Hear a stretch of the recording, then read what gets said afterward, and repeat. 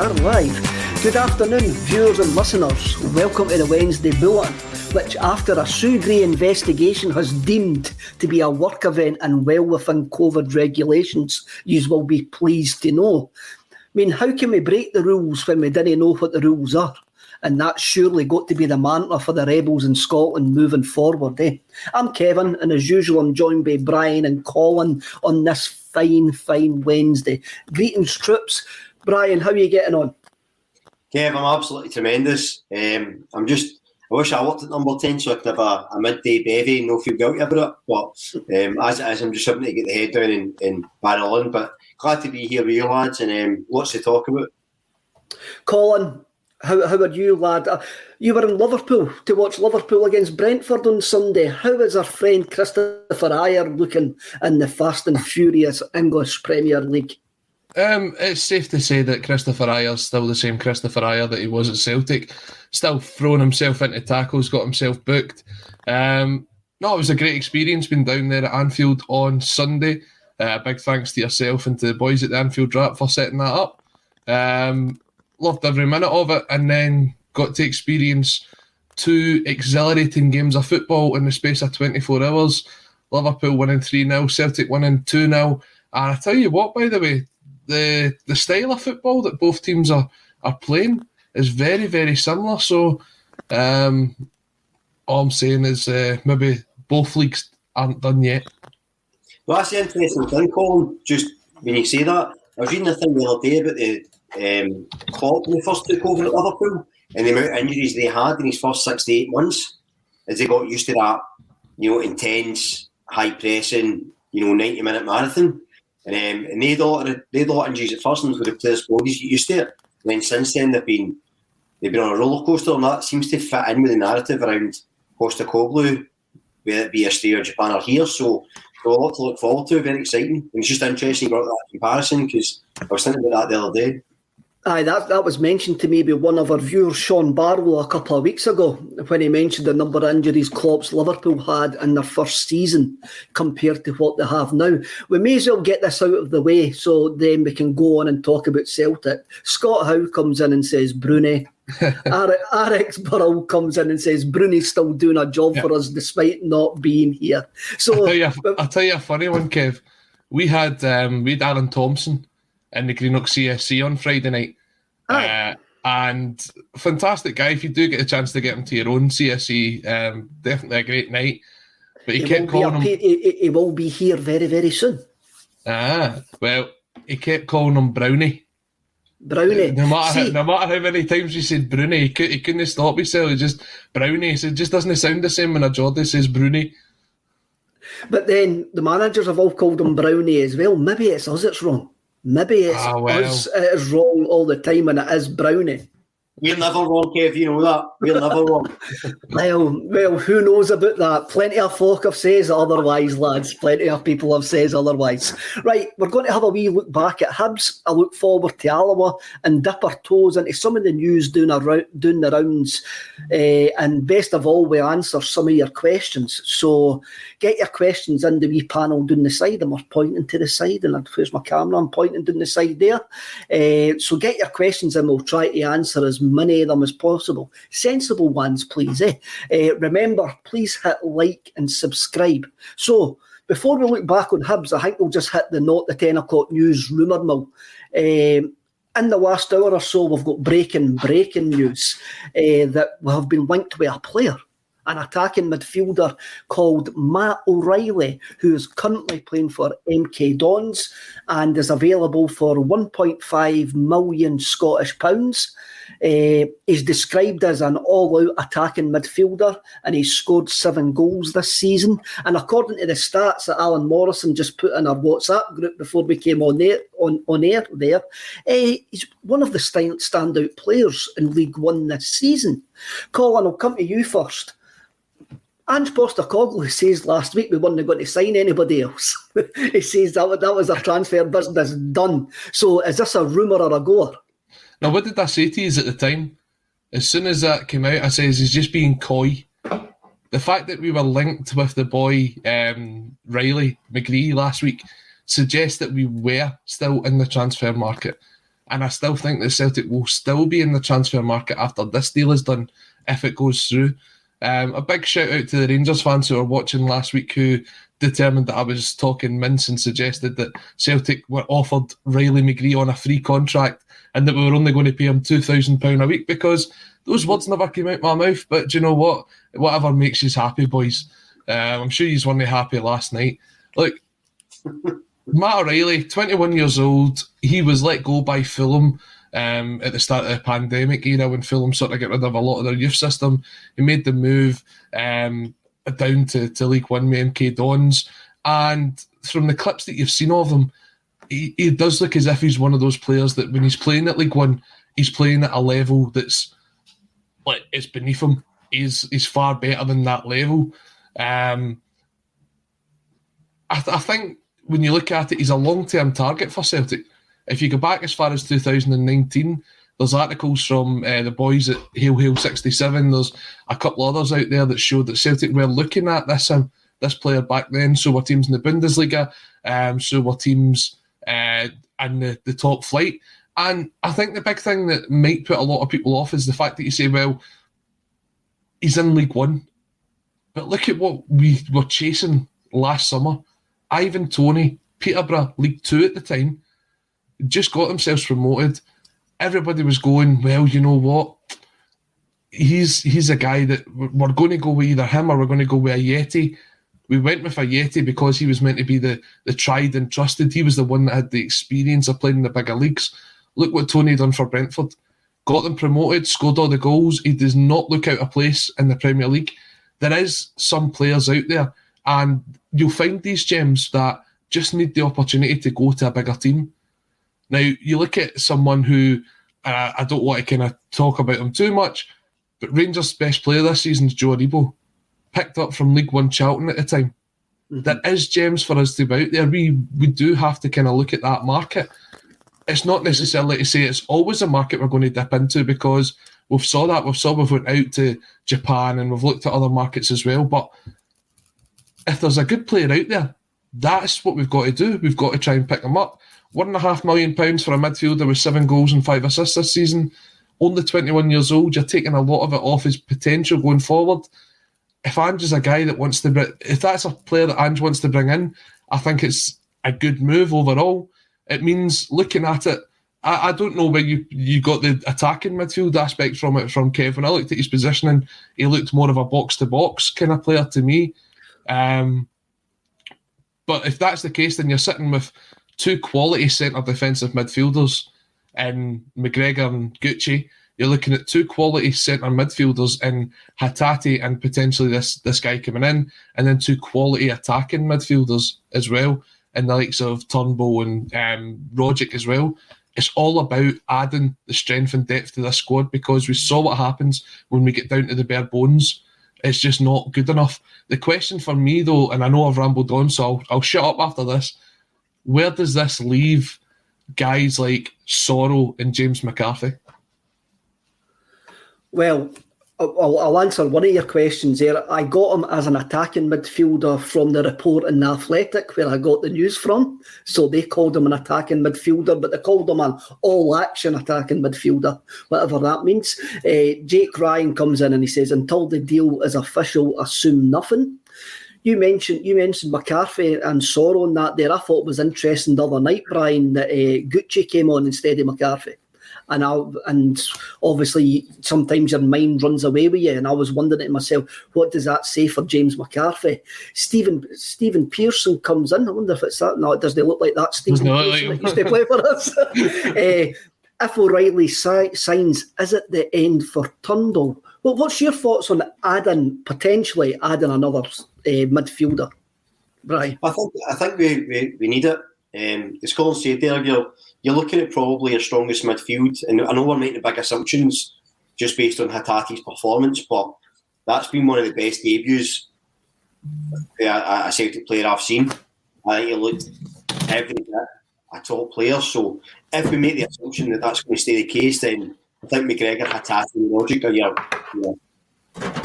first 3 in that midfield, and then Gucci, Turnbull, and then maybe this boy is another option, because otherwise I think Beaton will be backup for injuries at centre-half and centre-mid. But it does leave the question, as Colin said, over McCarthy and Sorrell. Now, I don't think it would end for Turnbull. I think Turnbull's too good a player to know having your squad he does offer something different. I don't think he'd be first choice any longer. I think he's a really good option off the bench. Or, and I'm sure we're going to talk about it, like the game at the weekend, if we rotate, we're almost at the point where you can rotate your entire 11 and still be fairly strong. And that's exactly where we need to get to. So I don't see that being the end for any player, someone else coming in. Other than maybe, well, almost definitely in the case of Sorrell, I think it's been fairly clear he's not fancied. McCarthy's an interesting one. Because the question marks over McCarthy were, was he a Dermot Desmond signing or an Ange Postecoglou signing? And he's not featured that much. And he's only really featured if Beaton's not been available or McGregor's not been available. Is he going to feature? I mean, the thing about it is, in that kind of holding player position, we've got McGregor, Gucci, Beaton, and McCarthy. Is he going to be content to be fourth choice in the SPFL? I wouldn't imagine so. So it'll be interesting to see what happens to him. I don't see him featuring much, unless there's injuries, in which case maybe push McGregor forward, and then you need that extra holding player. It remains to be seen, but I say just long way to go around it. But to answer the question about Turnbull, I don't see him not being part of the squad. I think he's too good a player to have. I still, as I've always said, Turnbull, massive fan, but his work off the ball needs to be a lot better, and it's not naturally part of his game. So see, it really depends on him how he develop and if he can add that. But if you look at the energy of McGregor, even Rogic and Hatate the other night, that's going to be a hard midfield to break into. I think. Michael, sorry, Ken. When you look at it, the thing with Turnbull, and I don't know if anybody else can hear that crackling in the background there. The thing with Turnbull is, last season we were always kind of saying, why did he not able to last 90 minutes? He was always the guy that came off on the 60th minute. He would come off in the 70th minute. He would never last the full 90. And when he did last the full 90, he looked gubbed. He looked absolutely gubbed when he was coming off the park. What we've got to remember is the guys came back from what could have potentially been a career-ending injury that he wasn't even aware that he had at the time. If it wasn't for that Celtic medical, the boy could have been out of football by the time he was 21, 22, with how serious that knee injury was. Now, the rehabilitation for something like that is obviously taking a bit longer than what a lot of players would have expected. But you look at it, he was playing 60, 70 minutes then. Now, this season, he'd been playing 90 minutes week in, week out, and he wasn't getting that chance to recover. There's every chance that he's maybe still sitting there with a bit of rehab still needing to be done to that knee. That might be why we see him out a wee bit longer than what we anticipated at first. And it's just a case of general burnout. Now, people say, well, you can't really burn the guy out, he's only 21, 22. But it all depends on how fit he actually is. See, when he's at his best, he's one of the best midfielders in Scotland. You saw what he's been able to do, even playing at probably 50, 60, 70% of his ability this season. He's still got the goals, he's still got the assists. He's not been as key and influence as what he was last season. But then everybody else's game's been raised this season as well. So that's not indicative of the issue. So I agree with you. I think technically, I don't think there's many players like him. Certainly not in Scotland. I think he's excellent. I really do. But what he's not and what he's never been is that natural sort of. So you see the way, like look at Bruni, for example. You can argue about Bruni's technique when he was at his pomp, but what he was boundless energy. He was covering every blade of glass. He was all over the place. He was pressing. Turnbull's just not that type of player. And he's not even at Motherwell, he wasn't that type of player. And that's also, I don't know if that's something you can train into someone. I hope it is. And I think he's added a degree of it. But I think given what Ange seems to expect, that's where my doubts raise about his future. I think in terms of, I'm a big fan of him, always have been. I think he's an excellent footballer. My concern would just be, and I think Al Morrison pre-season said a similar thing when he was going over the stats of what Postecoglou wants. I think Turnbull was one of the players, and if I'm wrong, Al, I'm sorry, but I think he was one of the players that he called out as maybe not fitting into the system as well. Now, I actually think he's adapted better than expectations would have suggested, but I just think, is he going to give that? You know, I suppose it depends on who he's in the midfield with, but I just don't think it's his natural game, and that's where my concern is. But you're right, Colin, as a player, he's excellent. Like, I think he's played in the wrong position this season, depending on how you look at it. If you see him as being playing in that sort of box-to-box midfield number 8 position, then I don't think he does have that ability. I agree with you in that aspect.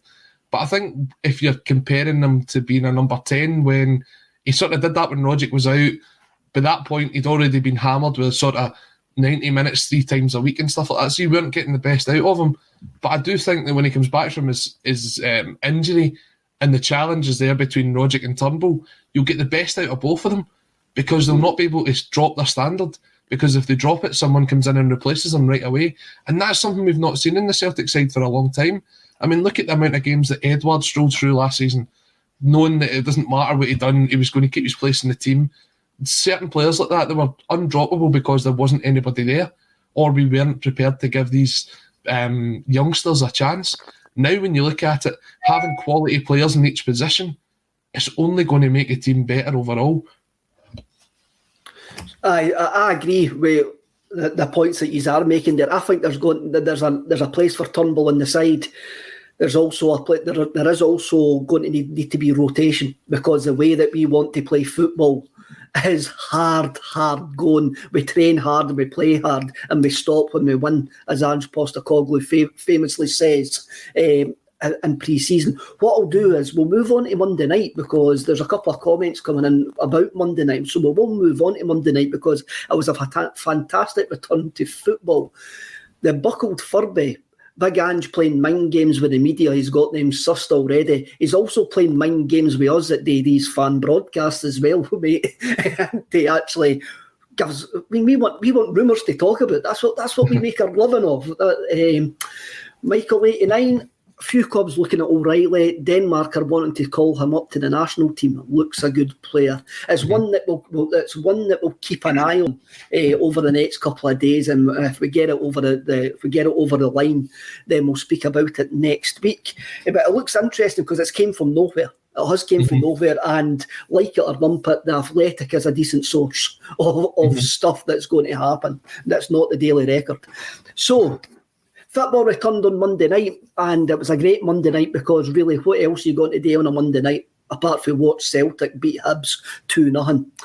I really did think it was a game of two halves. The first half we were buzzing about like wee atoms. We were very, very entertaining. We had energy. Some of the football was absolutely out of this world that we played. The second half, I feel, after a batters miss, we seemed to settle for, we'll just see this game out now. That was our chance to kill off the game. We haven't done it.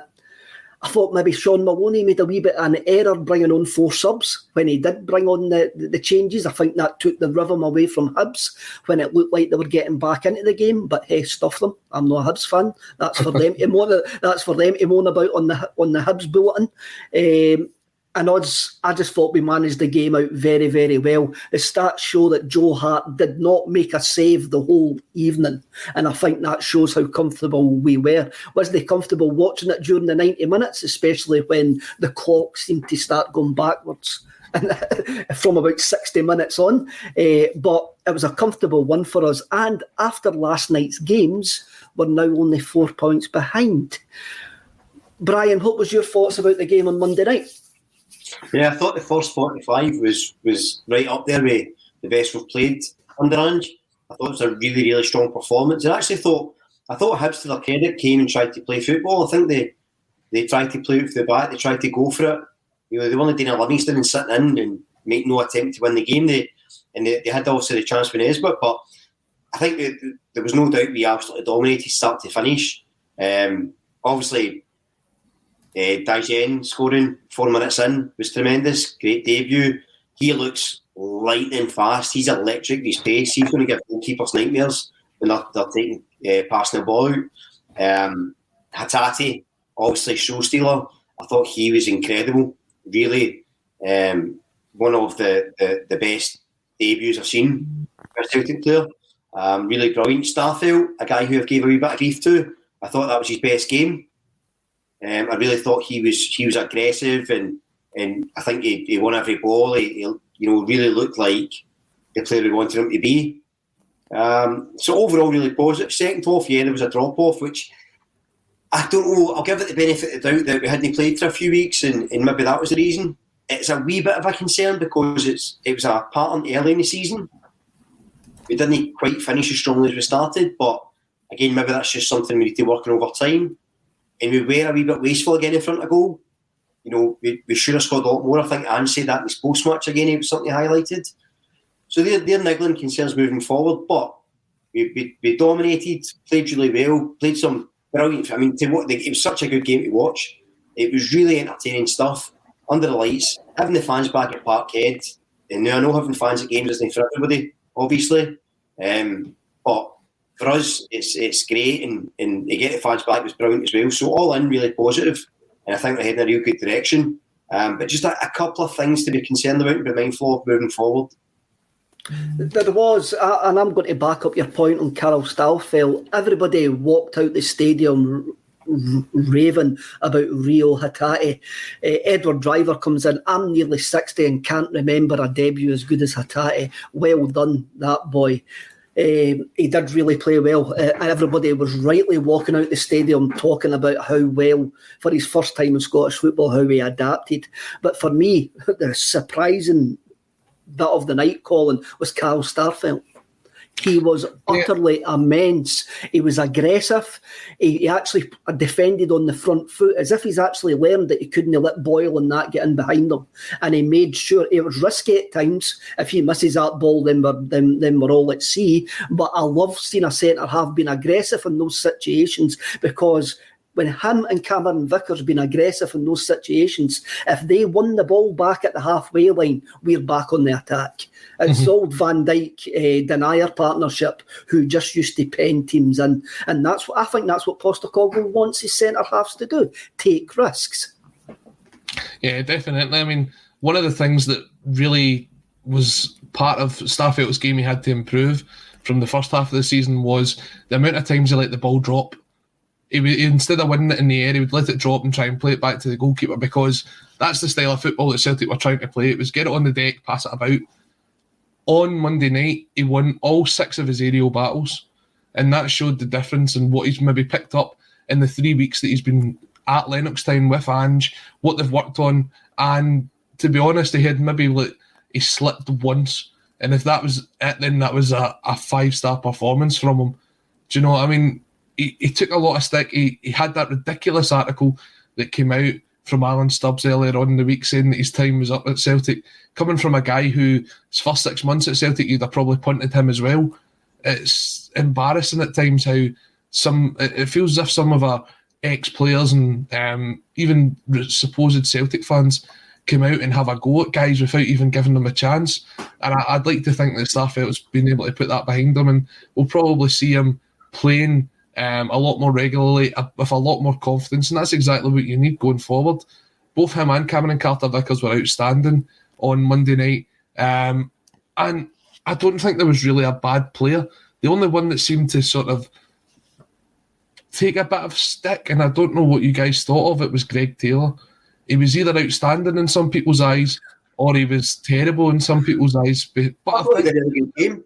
I thought, do you know what I think? I was thinking about Greg Taylor actually during the game, because I quite like him, but I still think we need a left back to take it to a higher level. But he seems a better passer of the ball than he is a crosser.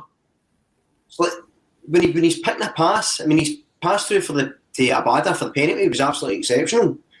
And I think sometimes his problem is he almost plays like a midfielder at times, which I suppose can suit Ange's system, but he tends to he'll bong overlap and then he'll pick a pass. He won't just pick an area. So he's quite unusual in that regard. But I thought he did a really good game. I thought he played really well. I think sometimes people need a whipping boy. I saw a lot of people having to go at Abada, but I actually thought, he contributed to the penalty and the goal, and I actually thought he had a decent game. Wasn't brilliant, but I thought he was decent as well. But again, there's always going to be a player that is targeted, but no, I thought Taylor done well. I'm going to come back to Greg Taylor. George on YouTube, Starfelt has stepped up a gear, knowing that he has seen Julian back in full training and what a shift he can put in. So he has to show more, and a green love hat for those who are listening later on. and Mali 67, best I've seen Starfelt, and let's get CCV signed. Colin, the point that Brian's making there about Greg Taylor, the shout that I heard behind me was he's leaving space in behind. And I know nothing about football. I know nothing about football tactics. But what I do know is the way that we play, there's going to be space in behind our fullbacks. It doesn't matter who is playing in the fullback area. But I fully agree with Brian. I thought his passing from a central area was actually quite impressive the other night. I thought he played the inverted fullback role pretty well.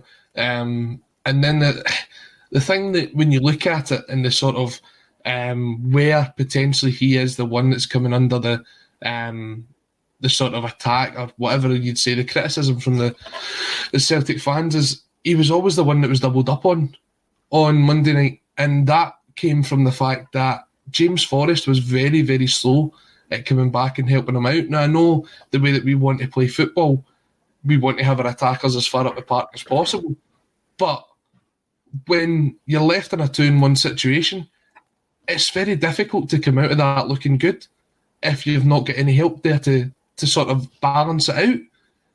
The crosses came in from his side. It's probably something very similar to the way that teams used to target Anthony Ralston at the start of the season.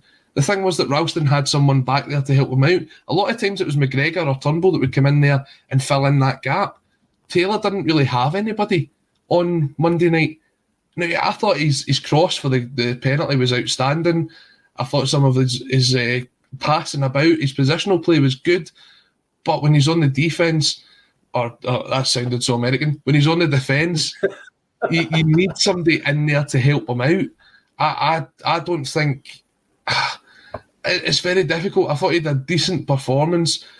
Is it probably the one area of the park where you're thinking if he had maybe £6-7 million, you'd go and sign someone else? Quite possibly. Is it somebody that's going to be enough to see us through this season? I think that's the way it's going, because you're sitting there with Bolly, you're sitting with Taylor, and you're sitting with Scales, and I can't see us. Thanks, Monty. I can't see us bringing in a fourth left back unless somebody leaves the club. We're not looking at another left back. I think that's been extremely clear. I think the club have made clear that Greg Taylor and Scales are the two first choice options, depending on the game, depending who needs less. And I do reckon that they see Adam Montgomery as a confident a third choice backup, which might see Adam Montgomery go on loan before the end of this window. Well, maybe if we get a chance, we'll talk about why we're sending players to Gordon Strachan's Dundee towards the end of the programme. Red Scotland, contributor all the time. Greg gives his all. That'll go a long way. I like that. I think he does. He's a wholehearted player, and I've said it plenty of times here that I think he gets a bad rap because he was signed after Kieran Tierney left, and he's not Kieran Tierney. And there's no many full-backs and left-backs in Britain are Kieran Tierney. And I think I remember that every time I see it anyway. Maravchik, 25. Greg just lacks the physicality for the top level. I'm going to come to Paul Cockwell, who is a resident Hibs fan, who comes in all the time. He says, "Hey panel, just want to say sorry for the small amount of Hibs fans that sung disgusting songs about the Lisbon Lions, a disgrace, and was only a small amount of fans." Thanks, Paul. There was no need for you to apologise. Every support has got an element of idiots in it. And I'm sure I watched when the song was getting sung. I saw the majority of Hibs fans' reaction round about it, and the young team that were singing it did get a bit of abuse by the Hibs fans round about them. But thanks for that. Thanks for coming in and saying that. Let's have a wee look at this. Rob McCune. As great as Monday was, if Kyogo is out injured for the next few weeks and Maeda, Hatate and Rogic due to be called up, how do we feel about going to Tynecastle without them? Colin, I'll come to you first about that. How do you feel? Tynecastle's a banana skin anyway. Hearts are going to be up for it after what they see they were unjustly robbed of at least a point the last time they played at Celtic Park. It's a tough game, but What do you think? What do you think if those players get called up? Have we got the squad now to handle it? Right, just for clarification, these players are available for Tynecastle, and 100% these players play at Tynecastle. It's not until after that I think that we have to kind of potentially have them go away on international duty. So they play. 100% they play. We cannot afford to drop any more points. We play our best team every week from now until the end of the season, regardless of who it is that we play, especially in the league. Scottish Cup maybe against Alloa at the weekend, you'll see some changes, but no, Tynecastle, we go into that game with the best squad that we can have. Then you're talking about the derby coming up. Look, this is difficult. I don't think Hatate will be called up. I don't think Maeda will be called up. But I do see Rogic going, and then it comes back to, well, who have you got in those positions to do that there? We saw that Hatate is seen as a utility player. Remember when he gets slagged for being a utility player because he was never good enough to play in one position? Never listened to Clyde's Super Scoreboard. I could see Hatate moving up one and going a wee bit further forward and playing in that 10 role, because the way that he was playing those passes, he could split a defence. I mean, what he was doing that was so impressive on Monday was he was missing players out. He was going, if he was in the middle of the park, instead of going from one pass to the right and then out to the wing, it was going straight out to the wing, and it was breaking at pace. That was the most amount of pace I saw from our counter-attack in a long, long time. So I wouldn't be surprised to see him playing a wee bit further forward. He got the shot off that Matt Macy made a good save, otherwise it was going in for 3-0 just before half-time. So there is... I think there's more to be seen from Hatate. He looked comfortable in the middle of the park. Could he make that one further step forward? I do think he can. And then we're speaking about the guys that's in behind him. Ideguchi definitely won't get picked for Japan. He's never been picked for Japan. You've got McGregor. We've got the guys that we spoke about before as well. I think the more depth that we add into that squad, the better. So if we did have to lose, say for example, Rogic for that game, I think we would be able to be covered. The more that you lose, the more you're kind of a bit sceptical, but you can see why Ange's prioritised the midfield in this January transfer market. Brian, I always thought when we were signing these guys, I always thought Furuhashi was going to be the one that was definitely going to get called up when you look back at the squads. Some of Hatate has only really played Olympic for Japan. Maeda has been in and around the squad but didn't really get games. And as you say, Gucci has never been anywhere near the Japanese squad. The only one we are definitely going to lose is Rogic. Furuhashi, as was confirmed on Monday night, is injured. He will be injured for the 3 games that he might have missed on international duty. And anyway, I think that was quite clear by Ange Postecoglou's comments on Monday night. David Kelly, Brian, Suter and Halkett are both slower than me. I want mobility and pace in the front 3 and we'll rip them apart. Front 3, Maeda, Abada and Jota at Tynecastle next Wednesday night. What are you thinking? You happy with that? I'd have Forrest in ahead of Abada, if I was honest, just because although he's slightly dropped a bit, he's not as pacey as Abada, it's just like he offers you a bit more. And I think when you're up against Hearts at Tynecastle, you need players that aren't going to shrink and buckle under the pressure. Not necessarily Abada would, but I know Forrest won't. But any combination of that front 3, Maeda, Jota, Forrest, Maeda, Jota, Abada is excellent. And as David says, I think we'll tell him to shreds. Maeda just looks insanely fast. I mean, the way he was closing down the keeper for Hibs was just, you know he's going to cause some amount of problems just with work rate and endeavour. And just come back to the point about Colin, who's talking about if players do go away. I think, we'll lose Rogic, and I've got to break tradition and agree with Colin today, because I know, big man, it's what a day. Cats and dogs in the air, cats and dogs are pals, but I think... Must be a full moon. There's a few moon hills out, I think. But I think Keane plays a 10 quite comfortably, and I think that I just bit of scale. And just to say as well, I was wrong about Starfelt. He looks of it. He had a great game, and I was convinced that Hatate was going in at left back. So I've been slapped in the face with that one as well. But again, glad to be wrong as long as they're playing well. We're always glad to get proven wrong, and that's something. I would rather be happy than right. And that's always going to be my mantra. Strange love the doctor, Colin. I feel like we needed to add to the tactical side of being comfortable without the ball. Monday was brilliant as far as I was concerned. To do that to Sevco and Hearts, and we will smash them. Hibs came to Celtic Park and had the majority of the ball, but as I says before at the start of this section, they never had a shot on goal. I think we saw in December the game management side of Ange Postecoglou coming in, and that was something people shouted that he didn't have at the start of the season when we were actually being like a runaway train. It's something that we're going to need in games, because I guarantee you Hearts will have the ball at Tynecastle and we've got to have a decent shape. Yeah, you look at the stats even from Monday night. Hibs had the most amount of possession, they had the most amount of passes.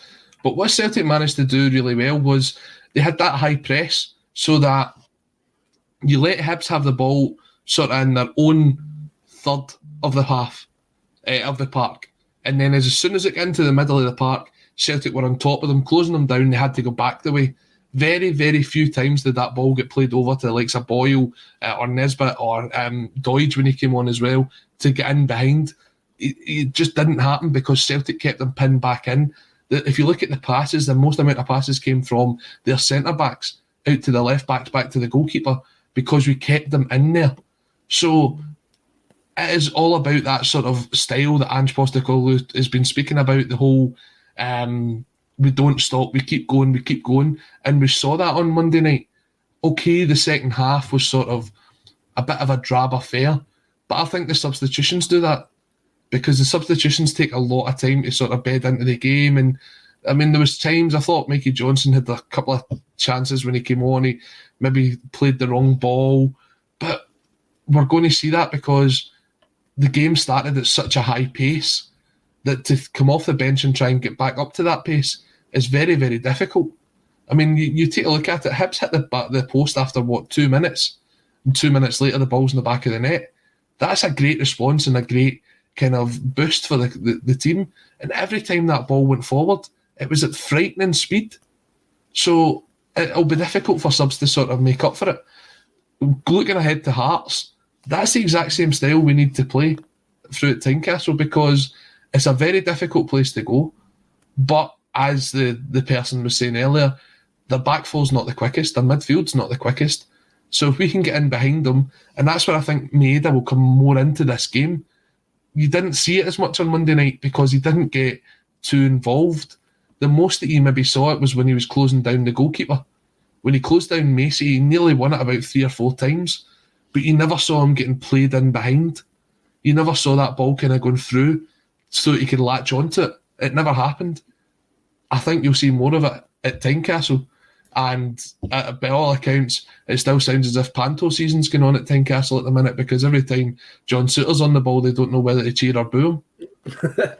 Well, we'll talk about the game at Tynecastle next Wednesday, because it is next Wednesday. Yeah, a week today. So we get the preview show, lads. We get the preview show next Wednesday, so that's always good. Facebook user comes in. I think he's talking about Hatate here. I think better keeping him where he is makes killer passes. You move him forward and who finds the passes for him. We'll discuss that again next week. Stephen Creamer does actually say that Idaguchi had been picked for the past in Japan, but has fallen out of favour. And we've got breaking news by Facebook user Matt O'Reilly, MK Dons central midfielder, is travelling to Scotland ahead of a medical later on today. Celtic have agreed a fee of 1.5 million for the 21-year-old and looks set to have beat several clubs to his signature. Well, that one moved extremely quickly for being released at 11:20 just about an hour and a half ago. I'm going to, before we move on to Alloa, same old Alloa always cheating, we've got Josip Juranovic. He says in a wee interview last week that we need to beat every side to win the league and possibly go undefeated. Brian, do you believe him? Do you think that's going to be the case? Or do you think that we really need to go undefeated for now at the end of the season to win the league title? Well, I think we should always be aiming to, beat every team and go undefeated. I don't think there should ever be a compromise in that. I think that's what the aim should be all times. So in that regard, he's spot on. Do I think we'll go undefeated? Listen, I've said it for the start of the season, and although my expectation levels have been risen based on what I saw from Ange and the team, there's still a mistake there. Ange keeps saying it, we're not quite the finished article. We're still far away from it. I think we could go undefeated. I think we could beat every team, but I think we'll still drop points. We might, will we get beat again? It's hard to say. You can never really judge, but I think Shura's right. I think that should be the attitude, and I think that seems to be the target. And it's interesting actually because I remember at the start, and Post-Goalkeeper said several times that he doesn't really set targets of we must win this game. He sets targets of this is the way we need to play, and if we play that way, by extension, we'll win. So it's interesting to hear Shura talking like that, but I think it's the right attitude. He's a player I really like, Juranovic. I know he's been a wee bit. Some people have been overly impressed, but I think he's a real quality player. I think his attitude's spot on. He looks like a good character as well. And just if the Matt O'Reilly thing's true, the reason I'm excited when Ange signs someone is kind of the way he addressed the McGree situation. When he's talking about I only want players here who want to be here. That I don't need to convince that no, they're coming here. It's a great institution and they're going to make a difference. So if that's the mentality he's got, you can assume whenever a player does come in, they've got that. And that's half the battle. So if that's accurate and the boy is on his way, can't wait to meet him. Colin, ACSOM Technologies, how good is Juranovic at penalties? Who was our last stick-on penalty taker? He says Gary Hooper. Even the mighty Henrik Larsson, who I've wrote a book about, which is available on ACSOM.net. Get the plug-in. Even Henrik Larsson missed a few penalties. Gary Hooper was good at penalties. Juranovic, so he's got every different kind of penalty in his locker, and we've seen them all. Over the number of penalty kicks that he's actually taken. I love him. I think he's one of my favourite signings over the last couple of years. I think he's got that sort of Mikael Lustig cult feeling about him. And I love the way that he runs. He's got that wee scuttle and run, and he's rapid. Absolutely rapid. He's like his wee legs just keep on going, and I love him. I completely love him as a football player. What do you think? Me personally, I've said right at the start of the season that this could be the lowest points total to win a league for a number of years, and that's to do with like where both teams seem to be. Going by the first 21 games, we're in absolute transition. Rangers are probably just going into that transitional phase now under Van Bronckhorst. So I think it'll be a low points total, but we've drew quite a lot of games. We haven't lost a lot of games apart from the ones in the first couple of months, the first couple of weeks of the season. We draw a lot of games. So I think we could go the season undefeated. Whether we win all the games is another question. Yeah, I mean, it's one of those things, I think, as a squad, you've got to have that mentality that you want to go into every game, especially being a Celtic player and expecting in Scotland that you will get the win. Because that's the way you're sort of brought up. That's the way.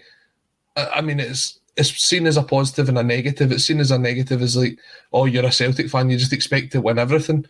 But yeah, I do. I mean, that's surely a positive thing. You want to go and see your team doing as well as possible. You want to go and see them win everything. Otherwise, what's the point? Juranovic, I mean, he's not the first player to come out and try and have said we're going to need to go undefeated to try and win a season or to win a cup.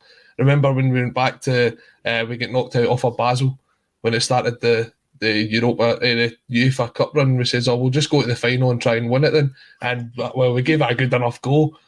But as long as he keeps putting the performances in, then it's good. I think we were always kind of looking to see who would eventually get that full position at the right back area, because we were never sure with the performances that Anthony Ralston was putting in, it was very hard to drop him. But then I think when Juranovic comes in, you see someone who's got that international experience, who is probably overall a better player than Anthony Ralston, and he offers a bit more to the team. It's good that we've got Ralston in as a squad player, and how far he's progressed this season. That's a great achievement from him. In terms of penalty takers, I mean, Gary Hooper was one of those ones that just always seemed to score with a penalty. And you're mentioning about Henrik Larsson. I'll go back to a story that Alan Thompson told on Friday night about a game away back. I think it was 2001. We drew 1 each at Livingston, and Henrik Larsson missed a penalty. Otherwise, we'd have picked the 3 points up. So they're in the changing room, and everybody's getting it stinking from Martin O'Neill about what they've done and what they could have done and what they could have done better. And he turns to Henrik Larsson and he just says, "Unlucky, Henrik. It was a good save from the goalkeeper." Everybody got it stinking apart from Henrik. So, I mean, there's obviously favourites, but you can never have a go at the legend that was Henrik Larsson. You can't, and Martin O'Neill was spot on there. Henrik Larsson got Martin O'Neill out of so many holes. I'm sure man management of the finest order there by Martin O'Neill. He just went up in my estimation even more. So, Polymorphorus comes in, hard enough to play well in every game, but even if we do you think there won't be a game we get shafted with a dodgy red card or a penalty? We'll at least draw a couple, but Josip Juranovic has the right attitude. I think he has. I think he's been fantastic since he's came in. Facebook user, Juranovic has been a great signing and a steal at $2.5 million. You've got to remember as well, Juranovic played alongside the Holy Goalie, and you saw the sort of send-off that the Holy Goalie gave him. He knew what he was coming to at Celtic. He was well educated on what to expect, and he's almost trying to live. Say it again? I'm sure in that interview he said his best pal was a Celtic fan. So he knew. So I don't know if that was the Holy Goalie or somebody else, but I'm sure he said he knew about the club because his pal's a Celtic fan. It's interesting. It's an interesting point that because obviously the Holy Goalie gave him a fantastic send off when he was at Legia Warsaw. He's picked the number 88, and Gary Hooper was 88 as well. Then we've got a penalty kick connection, and was it the Holy Goalie telling me to take the number 88? Because who knows? There's so many connections there. I'll go through a couple of the comments that have come in just for what we spoke about previously. ACS technology, the Turnbull point is absurd. I've noticed a few other channels trying to sell off Turnbull. I don't think we were trying to sell off. What point is absurd? Is it the point we've made that he's an excellent footballer and why the best in Scotland absurd? Or the fact that the point fighting is absurd? You pick a lane there, there's several points and none of them are negative and none of them are failing. To be fair to AJ, SC Technologies, I think what he's picking up on is there has been certain things out there on social media that suggested that when players came in that Turnbull's future at Celtic was in doubt, but I don't think it came from here. I just think he's saying, I think he's just saying overall that there is a bit of a kind of weird agenda out there.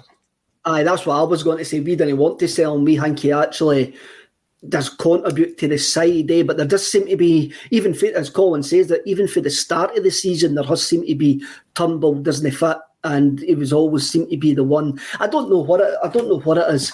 Even if you look in the comments, Turnbull seems to split 50-50. Like this one here, CSC 1967. Atati is everything Turnbull isn't. Fit, enthusiastic, dynamic. Turnbull was a squad player at best. Always said that. David Kelly, ACSOM loved Turnbull. Well, us 3D. The stats back up that he hasn't performed well against top six sides or even well away from home. Away from home, he was the best player on the pitch in Budapest for me. I'm not saying he's awful, but he hasn't shown that he can be a top player for us. I think a young lad coming back for injury as well. I think we've got to factor that in. And he's maybe only played 60, 70 games for Celtic.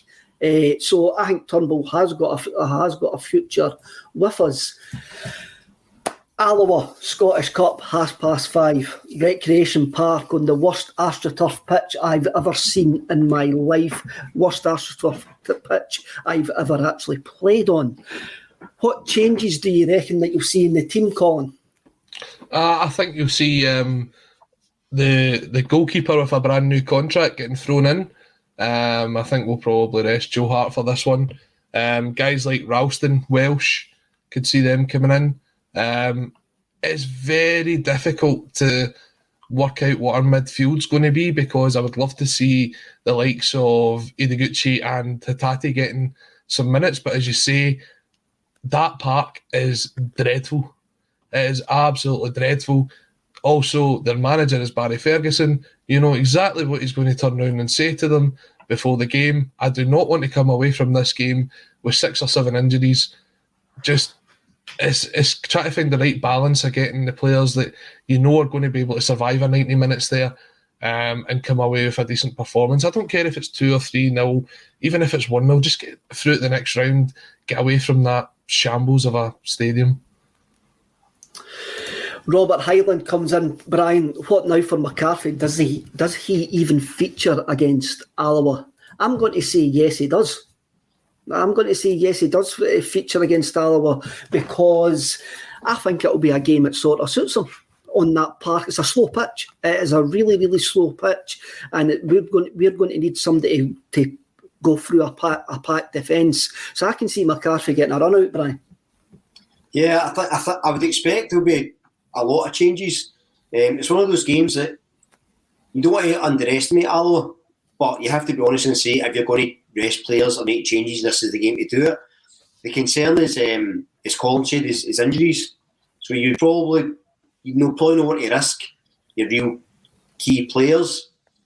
I suspect you'll still play McGregor in the midfield. So you might see maybe like McCarthy, McGregor, Beaton, something like that.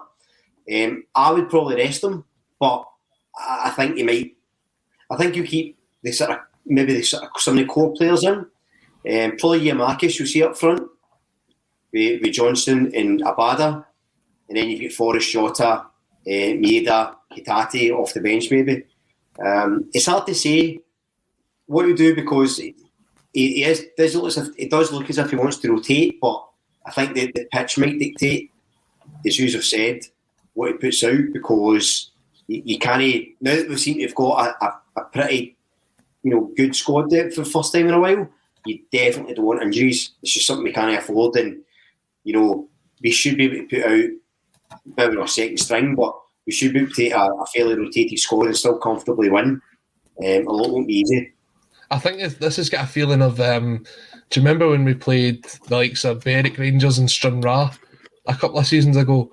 And even the fantastic, best goal of the season contender from the likes of Carlton Cole up at Inverness, stuff like that. This is the sort of feeling that these games give. Even the East Kilbride game. I was just about to mention the East Kilbride game. The East Kilbride game, it was 2-0, I think, and Colin Kazim Richards got one of the goals. By the way, what a season and what a career transformation that guy's had at Derby. He's banging them in down there. I think there's going to be a lot of set pieces. I can see a lot of fouls. I can see a lot of corners, and probably having someone like Giakoumakis. Sorry, I'm going to say this right because somebody had a go at me last week. Giakoumakis up front. I could see him getting on the end of a couple of headers. We might see a goal coming from one of the centre halves. I think there's going to be a lot of stop-start and crosses, set pieces, stuff like that. So playing the big man up front is probably the best shout. What Postecoglou says on Monday night, that there is definitely going to be changes. I think in the team, he says that he needs to get minutes into the legs of players. AJSC comes back in. The fellow commentator point was absurd, not the panel. That's cleared that. Apologies, PJ.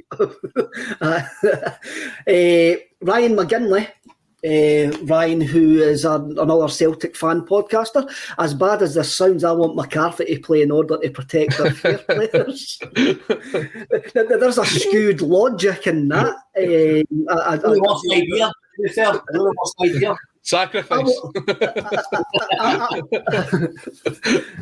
I didn't get that joke there, so I'll just Hunger Games reference. There you go. Is that right? No clue what the Hunger Games is. It's a weird logic that I want McCarthy to play to get minutes. Helen McCallum comes in to remind me it's now called the Indo Drill Stadium. I called it Recreation Park, and I will always call it Recreation Park. And Danielle F comes in. I'd be scared to risk Jota on that pitch. What's your thoughts about that? Jota looked decent when he made his wee cameo role on Monday night. He looked fit enough in a way, but I do get that point completely. I'm probably completely on board with that point. Yeah, absolutely. Totally. He's too valuable a player for us, Jota. I think he's so important to us moving forward that you can't take a risk on one of those pitches. It's not worth it. I'm going to bring Tim on in here. This is one for the Celtic Daz. Mark Reid on penalties. There'll be a few Celtic Daz chuckling at that reference. And where did that one go? Where did that... no, I've lost that comment. I have lost it. Oh, there it's there. Seamus Duffy. I'd play a complete second string team, fringe and B team players. I think it's going to be a hybrid. I think it's going to be a mixture. I don't think we can go all out because we want Hampden Arson. We're the only team in Scotland that can do the treble, so we may as well keep that going by playing not a full strength side, but a team that should be good enough of taking care of Alloa at the Indodrill Stadium. Well, for the last 4 minutes, we'll talk about some of the rumours. Scott Bain signed a new contract to 2024, and Connor Hazard has moved to Helsinki on loan. What's the future for those two goalkeepers, and what do you think the reasoning is behind Scott Bain getting the new contract, Brian? I think it's maybe just continuity. He's obviously a player that Ange's seen every day in training and thinks he wants to reward them. I still think Bain's going to be third choice. He's maybe second choice just now, but I think he'll be that guy who's just kind of at the club, who's a steady hand if you need him, but will probably be quite content to be third choice. He's never going to replace Joe Hart, and I still think we need a strong second choice. Whether that's any our myriad of goalkeepers we've got, Duhan, who seems to be doing really well at Tranmere. Is he going to come back to second choice? Is it going to be Toby? Is it Oluwayemi? Oluwayemi, yeah. Oluwayemi, I don't want to say the guy's name wrong, disrespectful, but I think he's highly rated. I'd like to see more of him. So I expect one of those two to come in as second choice. Hazard's probably off, if we're honest. Barkas hopefully is going to be off. He, for as much for his benefit as anybody else's, I've kind of mocked him a wee bit on here, but you wish the boy well moving forward. It shouldn't have worked it from here, and I think there's still value in him to go. I think him and Hazard are off, and again I think then between Duhan and Oluwayemi, whether they're second choice or not. What will then be interesting is whatever one isn't second choice, and then they go, because Duhan's not going to come back after. But he's played something like nearly 100 games or something like that. Mm-hmm. 100 games on loan at Ayr and Dundee and Tranmere. He's been out and about. He's not coming back to sit be fourth choice, surely. And again, the boy Toby, he's under 19s capped, isn't he, for England? So he's not going to sit be fourth choice. So I think, in my opinion, it'll be between them for second, with Scott Bain as a sort of reliable third. But I actually had the chance to speak to someone who was in school and is still pals with Scott Bain.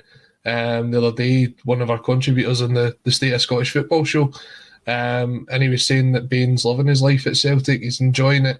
I mean, to be fair to him, who wouldn't? When you take a look at it, he was sort of dropped by Dundee, dropped by Hibs, came in, was given the number 1 jersey at Celtic for a bit of time as well. So he's kind of fell into that position of our number 2 goalkeeper, and he's going to get the odd game here and there. He'll probably end up being our cup goalkeeper or something going forward. I think he knows he's never going to be one that's going to push to get in towards a Scotland squad, and he's never going to be one that's going to be the number 1 goalkeeper at Celtic. So whilst he's on the wages, whilst he's living sort of almost the dream, why not just stay there? He's got another 2 years on his deal. What it does say is who then becomes the third choice goalkeeper. And I think in terms of that, Ross Duhan's now 22, 23. I think he'll probably move on in the summer. I wouldn't be surprised if his move to Tranmere becomes a permanent thing. I know Ayr tried to sign him a couple of years ago when they were pushing for promotion. And I think the figure that Celtic quoted was around 150 to 200 grand, which is sort of out with their price bracket. I'm sure that'll have went up.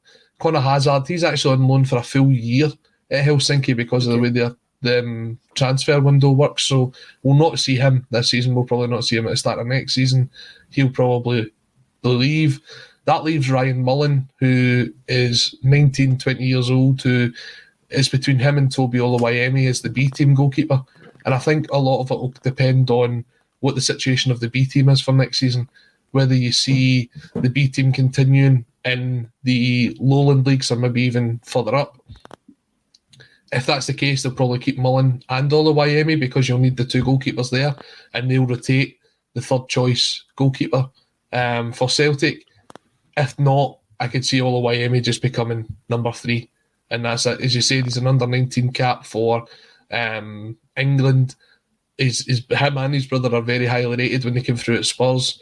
I think overall, Celtic see him as one of the future goalkeepers at Celtic Park. So get him in around the first team squad and see where it goes from there. He's had some experience before. Ryan McGinley again comes in. Bain's new contract has a massive vote of confidence for Toby Oluwayemi. Brown Warrior, Scott Bain hasn't had any wonders. I don't get the hate that Bain gets. It seems that way that Celtic see him as a decent option as a backup goalkeeper for this moment in time. Now we'll just wrap up for today. Thanks to everybody. Let's have a wee look here. Lazarus, Andy Lynch took a good penalty as well. Jim Conlon, Big Tam Gemmell, top penalty kick taker. He was that. That was a rocket of a shot that Big Tam had. Xander Bloy comes in. I like this. I'd be scared to rush Jota and Alloa full stop. This is a couple of weeks in a row that Alloa's had it tight on this Wednesday afternoon bulletin. But hey, that's what actually happens. And sorry, Kev, you were just about to say about Andy Lynch. Do you remember the penalty story at Tynecastle? Right back, sort of Martin O'Neill's first or second season between Simon Lynch and Sean Maloney. Aye. Yeah, the two of them fighting over the penalty at 4-2. Both of them on a hat-trick, and Maloney is given it by O'Neill and misses it. Misses or one it, of them. Aye. I think it was it no Lynch that missed it, or one of them missed it. Was it Lynch? Sorry, Lynch was given it and missed it. Aye. And missed it, eh? What could have been? What could have been, eh? So good luck to Simon and Andy, who's good friends of producer Paul, who's sitting in the background there. Now, before we actually leave, Seamus Duffy reminds us we're actually on for a quadruple. I says that we were on for a treble earlier. We're actually on for a quadruple because we are still in Europe. So, lads, big thank you to all of you who have watched and commented live, and to those who are listening to us in soundwave form while you're walking the dog, walking the wains, or even just doing the dishes. We love every single one of yous. Aye, even you sitting at the back there, we even love you as well. Subscribe to A State of Mind on YouTube for all your entertainment needs. We have more parties in Downing Street. We have more shows than what Boris Johnson has wains. And also check out ACSOM.net for some cracking tracky tops and for the best-selling poetry book in the world about Henrik Larsson. That's a fact. It is the best-selling poetry book in the world about Henrik Larsson. Remember, lads, be kind to each other and always keep it Celtic. Hail, hail.